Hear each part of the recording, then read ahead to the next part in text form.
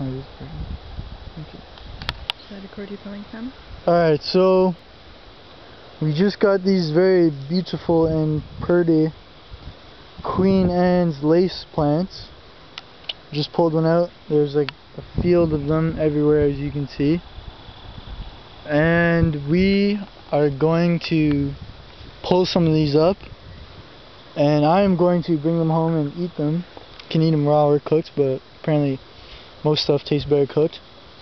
But yeah, we're going to dig them up.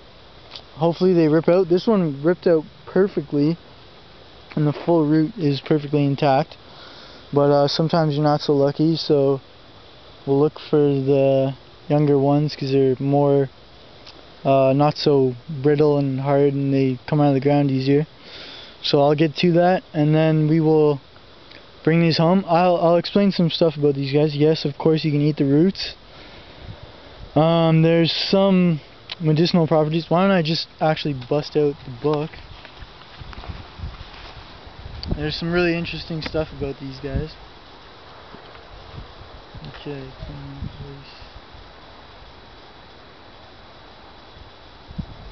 alright, Queen Anne's lace. There she is, the queen herself. Here we go. Daucus carota. This lacy wildflower is the great-grandmother of domestic carrots. So you can thank the carrots in your grocery store for this plant right here. You're welcome. When carrots from the gardens of early settlers began to grow wild, their offspring changed back to the form of their ancestor, Queen Anne's lace, and then spread across the country. One plant can produce up to 40,000 barbed seeds, which are cupped in clusters resembling birds' nests. The first year roots of wild plants smell and taste like garden carrots. Does that not smell like a carrot or what? It really does. It smells amazing. But they are white, smaller, less crisp, and more fragrant. Like carrots, they can be eaten raw or cooked. The young leaves and flower clusters, are also edible raw or cooked. Are those not flower clusters? I would concur. Any bugs? Just that one. It actually tastes like carrot. Huh. And like perfume mixed with like it smells, tastes very it's not bad. It'd be good as like a herb or something dried out, maybe. Sweet. Cool. I didn't know. Well, I guess I've read this before, but I forgot that you could eat flowers. Anyway. Young leaves and flowers are also edible raw or cooked.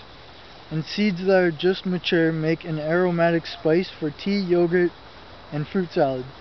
Younger and older seeds, however, have an unpleasant flavor. Whoa.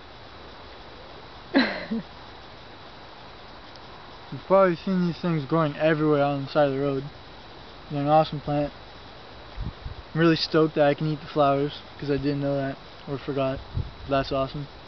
So yeah, that's that. We're gonna rip some of these up, and then you want to grab it by the very base, of course, so you don't rip off the top half of the plant and leave the root in the ground. And then we will do a follow-up video and eat some raw and eat some cooked, and then do a little sample taste demonstration. Let's see if this one rips up good. Yeah, this is actually nice soil for ripping these guys up. Usually it's pretty tough. This guy's gone to seed.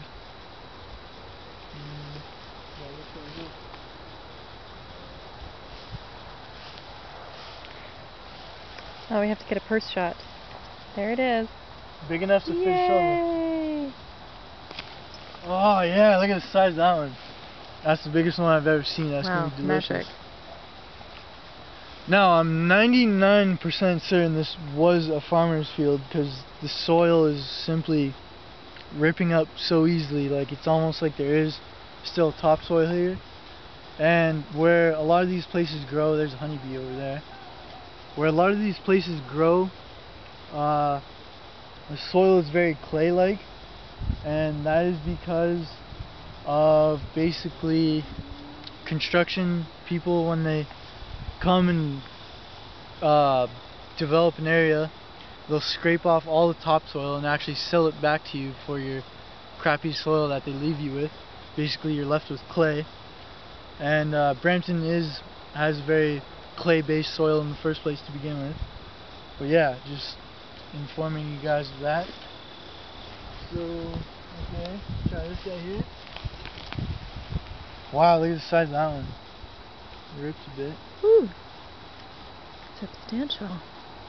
Alright. And we'll walk down the street with these guys and get lots of funny stares and things of what the hell are these people doing. That's okay. That one's too slippery for my grip. Okay, so nice beat on that one. Okay. Oh, there's bees on all these guys. Alright, find another flower bud. He's gone.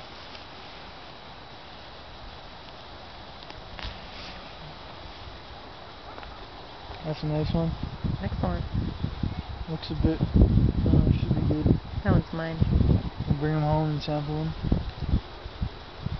It looks like there's like a little rift here, and basically it looks like this part was recently farmed maybe, and that part is actually clay.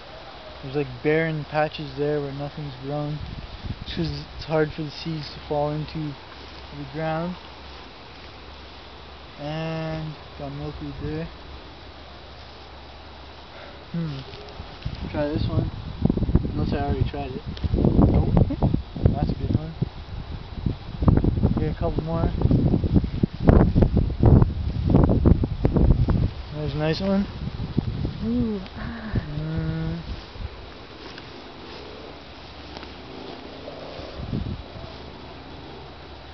Oh, sorry, plant. Try this big guy right here.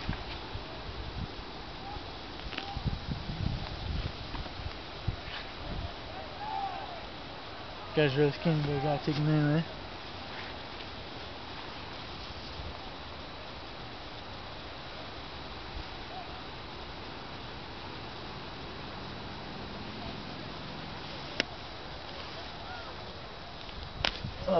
Yeah, that's a good one. Alright, we'll take this for now, chop it up. It's not going to be too much food, but it'll make a tasty little snack. So, we will see you guys soon, in a little while. And I want to actually cut this off, cut the flowers off. You can really smell that. It actually really does smell like carrots. It's incredible how strongly it smells. I urge all of you to go by to one of these plants, say thanks, and rip one out and just smell the carrots. And that'll really inform you of how carrot-like these actually are. Like, they're perfectly good, edible. They're amazing. And then when you cut off the flowers, you can make a crown out of them. You can make a crown. Wear it at home too. Oh, I guess I need the straw.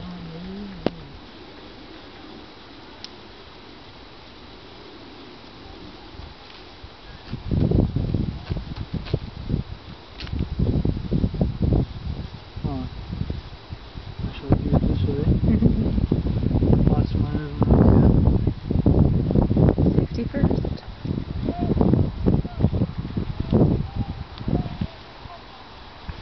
Now, like I said, I don't know where this soil has been, but if you think in terms of like the amount of pesticides and all that sort of stuff that is actually on food, is there really any difference? I don't know.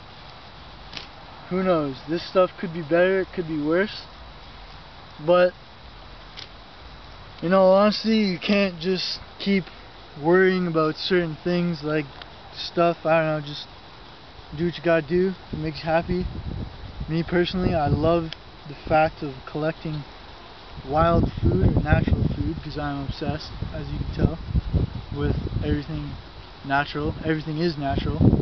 Just we forget our naturalness sometimes and then end up doing not so good things, but that's a whole another philosophical debate. Follow your inner guide. Yes, there's beautiful roots. We'll bring those home. Oh, and one thing the book doesn't mention or didn't mention that is in my other Lone Pine book, Edible and Medicinal Plants of Canada, is basically you can dry these out, grind them up, and turn them into a powder and put them in your coffee maker, and actually these can be used as a coffee substitute. Which reminds me, I should actually pick some more of these just to leave specifically for coffee. That'd be cool. I don't know if I should save that to another day. I'll save it for another day. We're gonna go home, cook them up, and we're also going to grind up my dried common plantain seeds, which I have drying in my garage. And we're gonna turn that into flour, and hopefully, I don't know if you gotta dry out the flour too or what. I guess you wouldn't have to, but we're gonna bake some stuff with our wild picked foods from cracks in the sides of roads and stuff. A mini cupcake for me. A mini cupcake for you. Alright. Thank you. We'll see you later. Peace. That one. Come on. Okay. We'll do it right. Bye. Almost hit the wrong button.